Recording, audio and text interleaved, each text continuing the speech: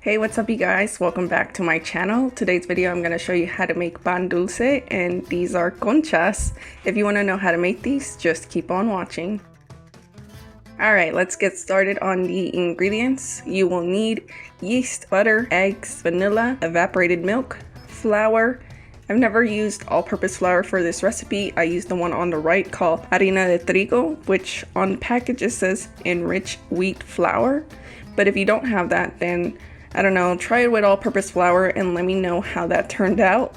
You will also need sugar and salt, and that is for the dough part. So I'm gonna use this scale and use grams. I don't know the exact measurements in some of these ingredients with cups or tablespoons or teaspoons.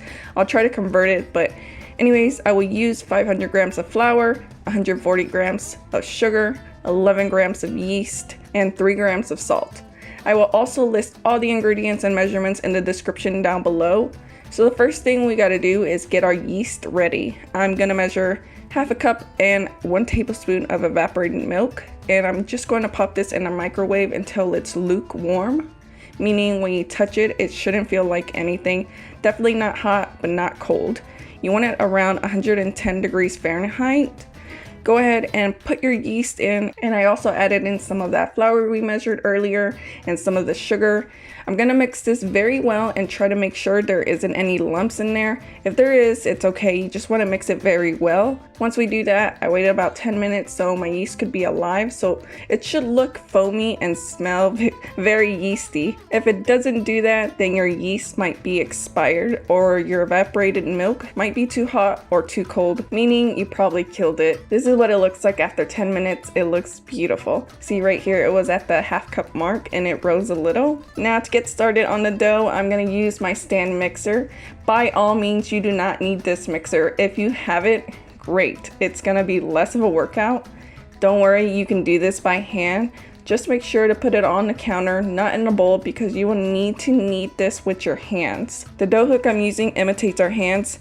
What I'm doing is adding the flour and making like a little well in the middle, and I will add the yeast, get every bit in there. I'm adding my 3 eggs. Quick note, these are room temperature. Go ahead and add everything else in the middle of this, my sugar, vanilla, and salt. Like I said, I'm using a dough hook. Again, you can definitely do this with your hands, and I started it with a speed 3. The reason I'm not doing this with my hands because I have really bad pain in my wrists, both of them actually. I've gotten them checked out and had injections on them before, but it only helped a little. Anyways, I digress. You want to knead this until all the ingredients are combined. This dough will be very sticky, so don't be alarmed when it gets all mushed up in your hands.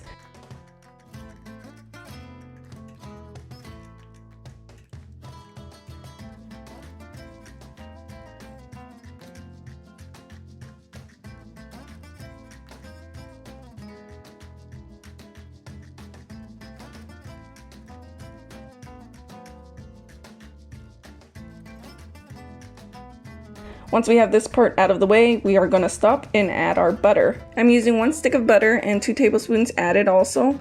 Make sure your butter is very soft, that way it can incorporate better into the dough. So in my stand mixer, I'm just going to let it run on speed 3 for about 20 minutes. Same goes if you are doing this by hand. It will seem like it won't stop sticking to your hands, but you just keep kneading. Also, a dough scraper will be helpful with that, or a spatula. Also, 5 minutes before it's done kneading, if your dough is just a little bit sticky, you can add a little more of that flour, like a tablespoon, and that will just help it a little bit. Other than that, we must work the dough for 20 minutes straight.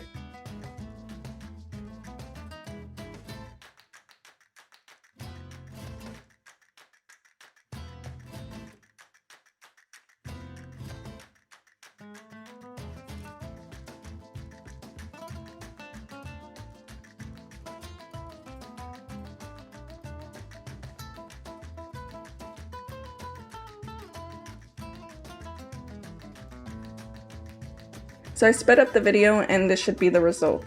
This is perfect. This is how your dough should look like. It feels like a good batch of slime.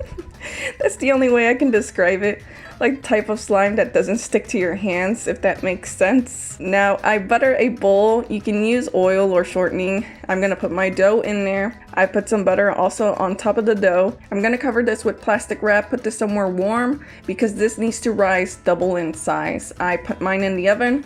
I did not turn on the oven, just to clarify. It's just a warm place your dough can rise. It can rise in an hour or maybe 2. It depends on where you are, if it's humid or if it's cold. But yeah, my dough was ready in about an hour and a half. I will show you that in a bit. But while you are waiting for that, you can get started on the next part. I want to talk about the sugar coating thing. Pretty simple. It's just 3 ingredients of the same measurements. They're Crisco, shortening, Arina De Trigo, which is the flour, and sugar. All of them 180 grams each. So I made a huge mistake on this part, but I'm glad I did it because I want to show you the difference between granulated sugar and powder sugar. This first batch I used granulated sugar. In real time when I was doing this, it just looked so odd. Not how I usually do it. The sugar coating was very sticky and gritty.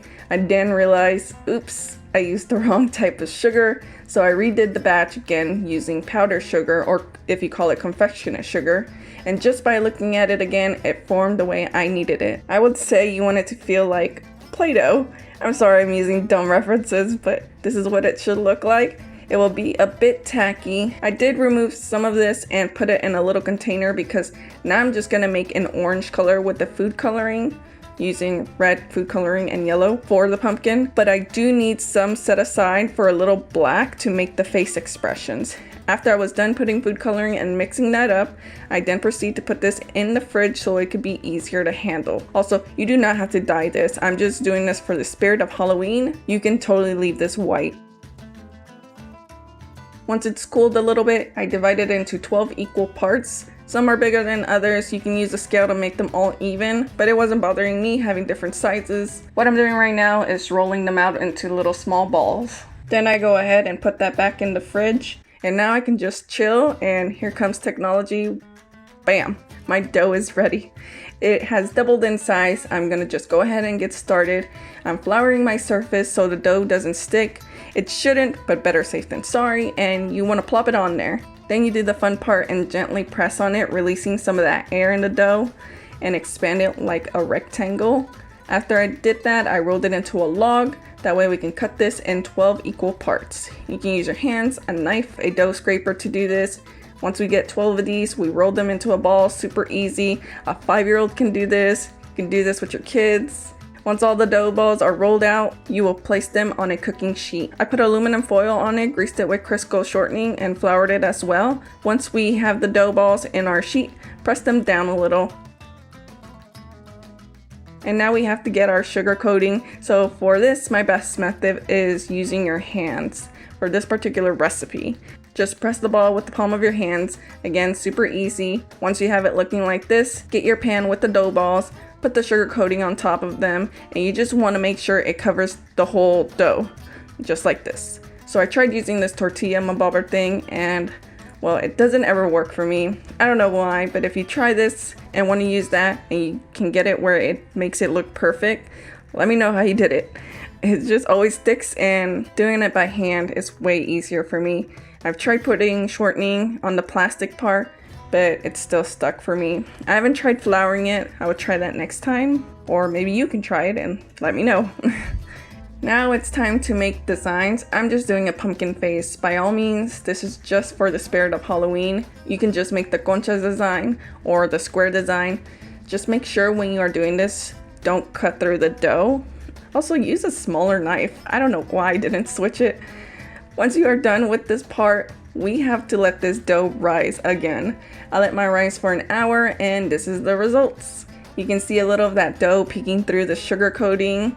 It has expanded a little bit more. It's so pretty. That is what we want. Now preheat your oven to 400 degrees Fahrenheit. Once it reaches 400, finally put them in there, and we will lower the temperature to 355 degrees Fahrenheit. Set a timer for 18 to 20 minutes, and the magic of technology, this should be your final result. Let them cool off. They will be hot. 10 minutes later, yada yada. Look, we made pan dulce conchas. They are not dried at all, and they are very delicious. Please, if you make this recipe, let me know how it turned out. If you have any questions, comment down below. Well, I had fun making this. Please subscribe to my channel and don't forget to hit that like button. Click on the notification bell to get notified when a new video is up, and I will see y'all next time.